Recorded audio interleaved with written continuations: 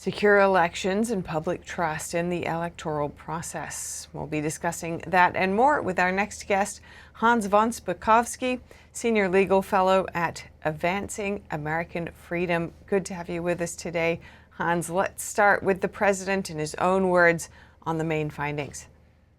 Over a period of years, starting during the 2020 election cycle, the People's Republic of China carried out what is believed to be the largest compromise of election data in history, resulting in China's illicit acquisition of 220 million U.S.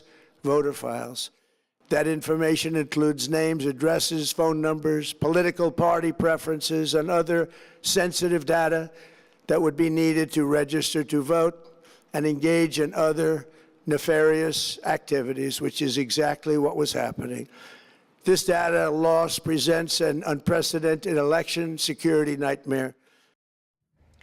Now, Hans, I know speaking to Fox News, you called the latest findings shocking, and we'll get into more of the findings soon. But what can China do with this kind of information?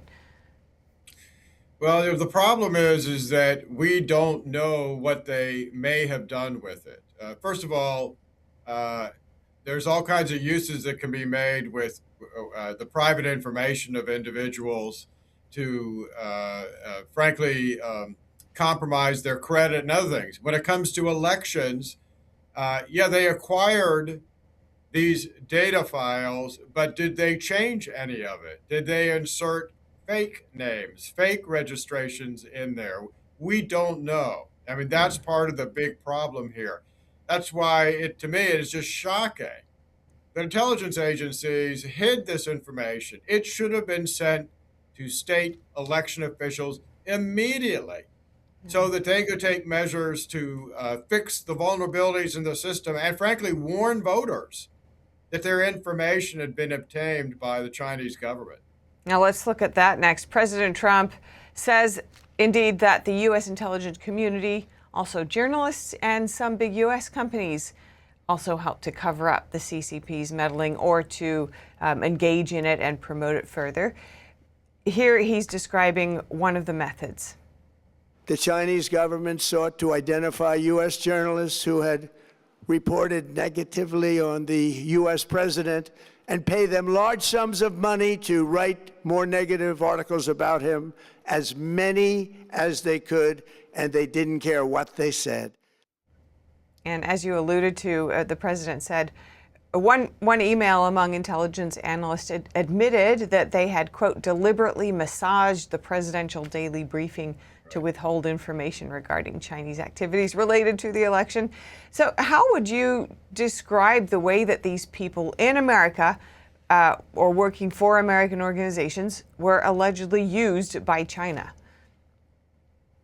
Well, look, this clearly needs to be investigated. If it turns out that American corporate business officials were compromised, that is a very dangerous thing to have happened. Same with journalists. The president claims his government tried to compromise journalists. Did that happen? It needs to be investigated because that may bring into question, if it occurred,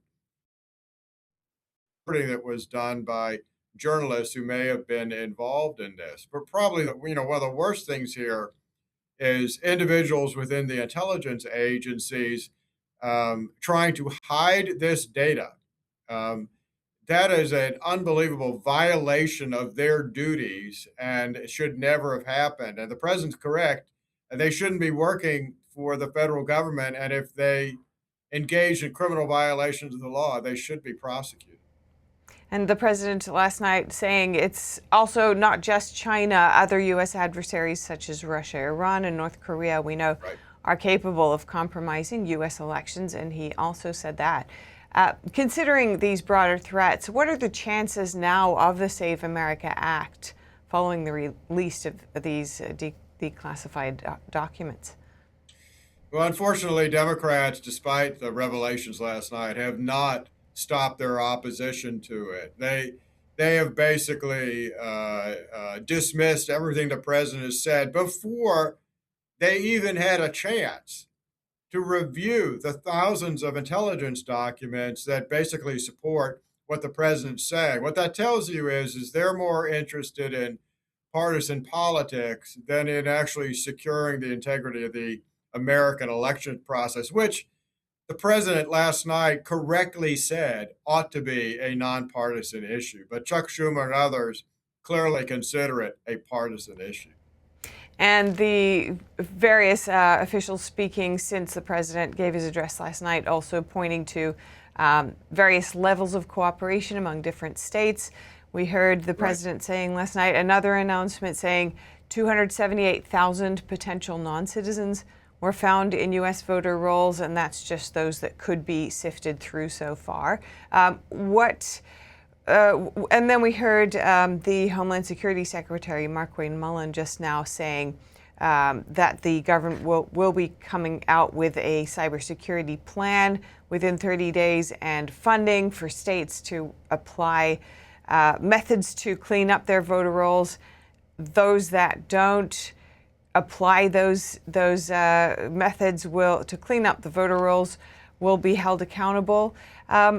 What do you see as the next steps or the steps that would be required to truly clean up the electoral system and restore trust here?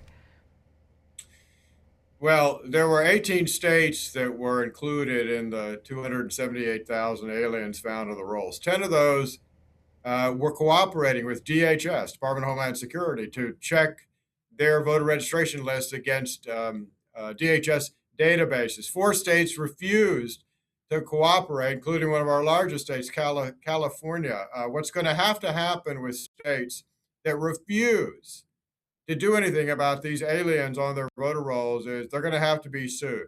And the U.S. Justice Department has the authority under 2 federal laws, Registration Act and the Help America Vote Act. Both of those laws require states to maintain clean, accurate voter rolls for federal elections. And the Justice Department can sue them when they don't do that. So I expect we'll see enforcement actions against non-cooperating states. And some legacy media outlets did not cover the speech live last night. How much do you think Americans understand the Chinese Communist Party, its ambitions, what it's actually done so far regarding infiltrating so many levels of American society, really depending on where they look? I have to say that is such a betrayal of the public trust. The media organizations didn't cover this.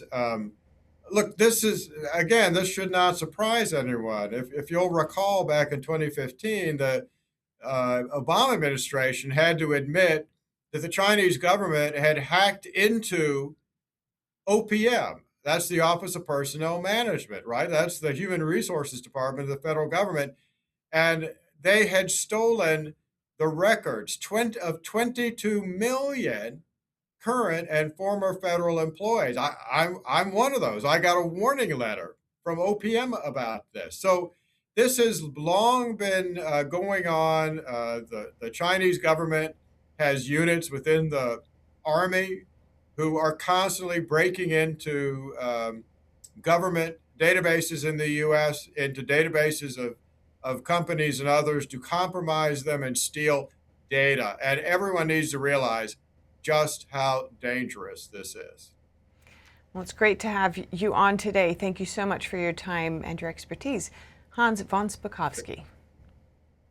Thanks for having me.